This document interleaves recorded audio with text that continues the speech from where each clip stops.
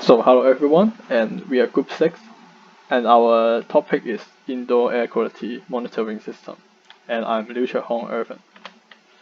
And let me briefly introduce our topic and the reason why we choose this topic.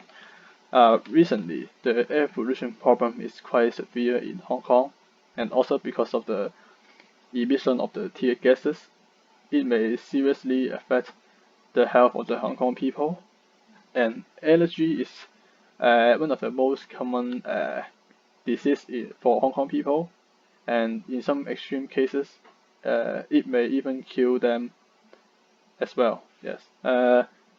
Besides, the public awareness of the air quality problem is not enough of the Hong Kong people, especially in the indoor environment. And for example, a woman may stay in a shop for a long time for choosing and purchasing their outfits. And if the indoor air quality is poor in the shop, and it may seriously affect their health. And so we would like to design an indoor air quality monitoring system for tracking the indoor air quality data, and we would like to improve the working environment for the employees, which they may stay in the company to work for a long time. And also we want to provide a safer place for customers to consume without worries. And the hardware design of the project is responsible for me, and I would like to talk about the hardware components that are in our design just temporarily. And they are the Arduino board, and LCD display panel, the gas sensor, the variable resistor, and the resistors, buzzer, and the LEDs. And in the simulation, the above image shows the circuit views of our design. So after we start the simulation, the message "Welcome to Indoor Air Quality Monitoring System" will be displayed in the LCD display panel. And after collecting the data from gas sensor, the air quality value and the corresponding level will be displayed in the LCD display panel, and which is just like shown in the image. And the buzzer and LED will act as an alarm, which they will be on if the air quality level is considered at very poor level, just like shown in the image. And if they remain in the on status for a long time, it's indicated that the indoor environment may not be suitable for staying too long, which reminds the users and the customers. And they will be off after they will be off and collect a new data and just looping. And the below part, the image is the serial view, which shows the air quality value and the corresponding level, which is identical to what is shown in the LCD display panel. So for the hardware design, the components that we will add in the future is the temperature sensor, which is a TMP36 module, and we will add this in our design, which we want to track and show the data of the temperature in the indoor environment as well. And the Wi-Fi module is for the sending the data to the server and also to the website for further analysis, and also for the customers and users to view the data online in real time. And we would like to we may add the button to prompt the user input, as we want to have more interaction, and maybe we want to prompt the users to type some word to control the system on and off. So yeah, this is the part that we may add in the future, and this is my responsible part, and I would like to pass to my teammates Fong to explain more about our software design.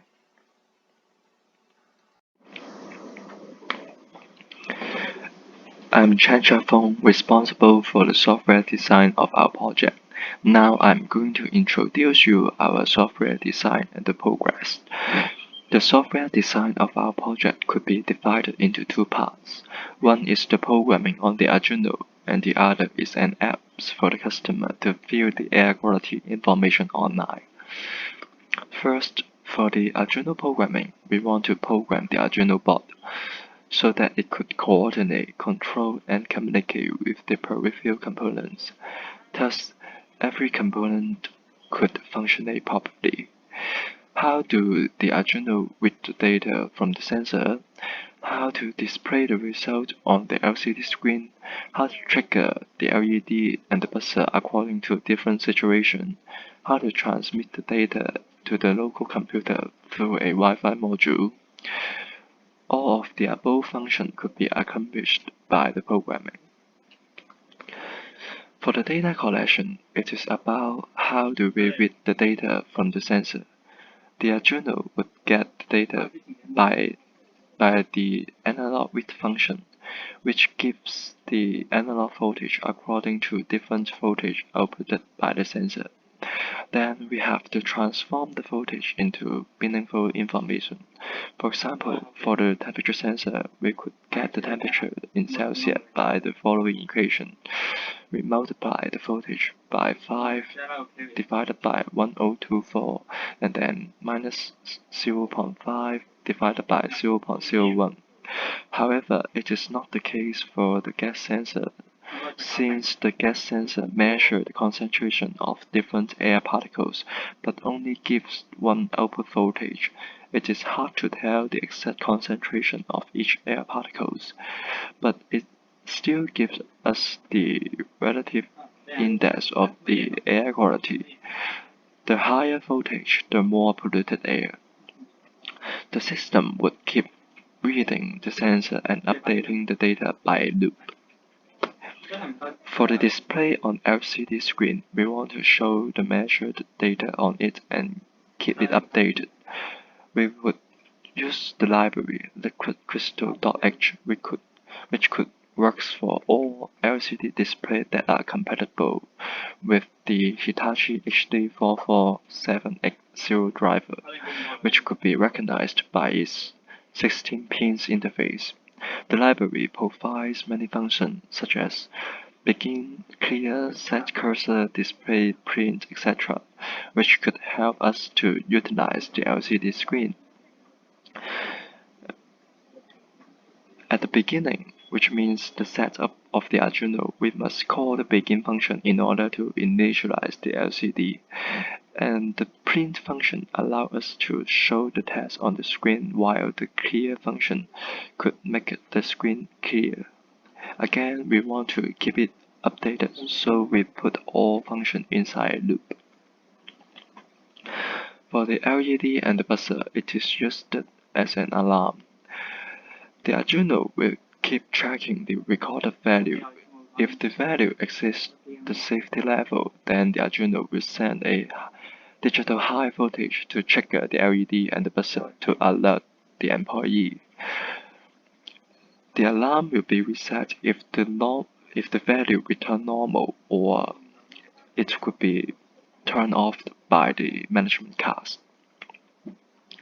And for the Wi-Fi module, it is the model is ESP8266, and we would include the library software serial.h because we want to establish a serial communication between the Arduino board and the Wi-Fi module. And we would control this Wi-Fi module by using AT command. At the beginning, we will set the baud rate of the Arduino and the serial communication channel to be 9600, and we will set this Wi-Fi module into mode 3, which include both access point and station mode. And we haven't finished the configuration of the Wi-Fi module, so it will be complete later. And for the apps for clients, It is for our customer to view the air qualities of different branches on their electronic devices. It will be more focused on the interface design to make it more reader-friendly, and it will send a notification to alert the user if any branches are having poor air quality. The app will receive the data from the cloud server.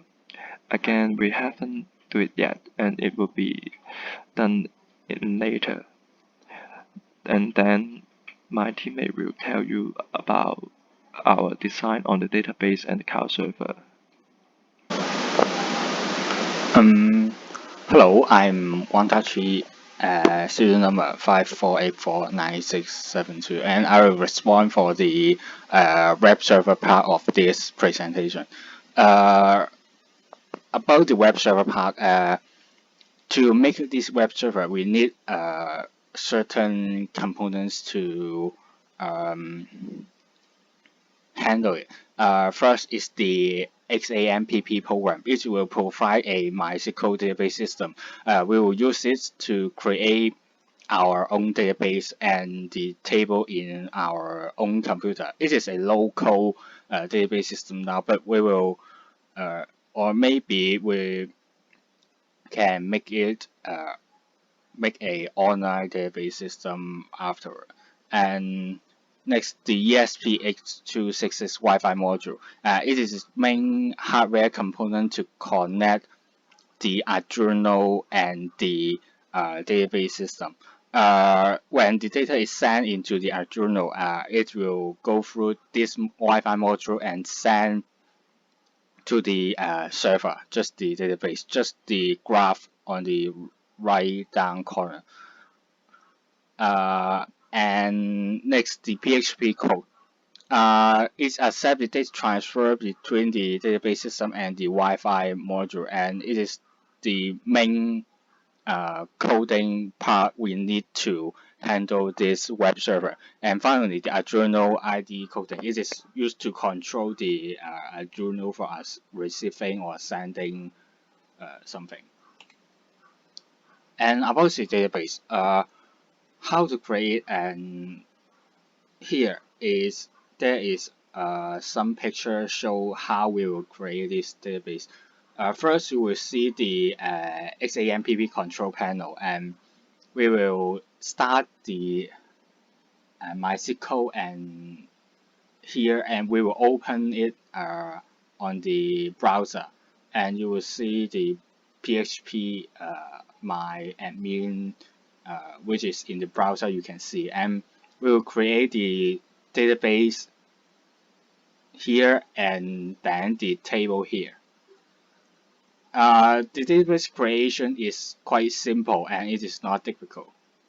The difficult part, I think, is to how to connect the database and the website and the Wi-Fi module and the Arduino.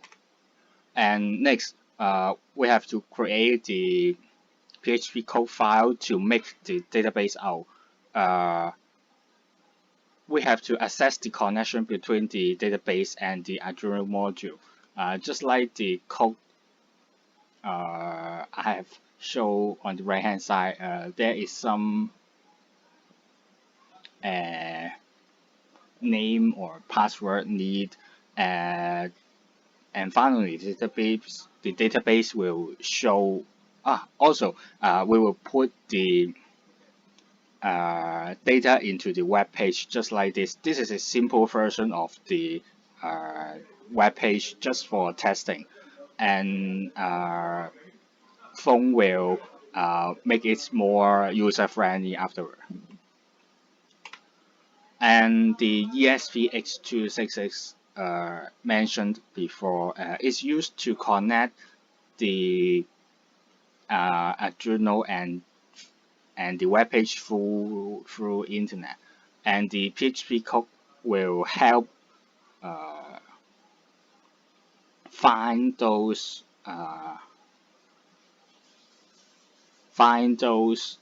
data on the website and put it into the database in your local host. And also the journal ID programming. We need to access the ESP8266 Wi-Fi module.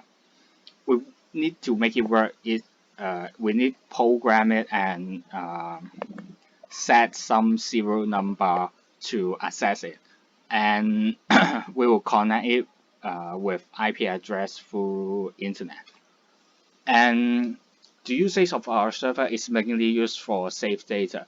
While the database have been created, we can use other apps or device just like iPhone or maybe other computer program to connect with the database, and the customer can monitor the data and take it out.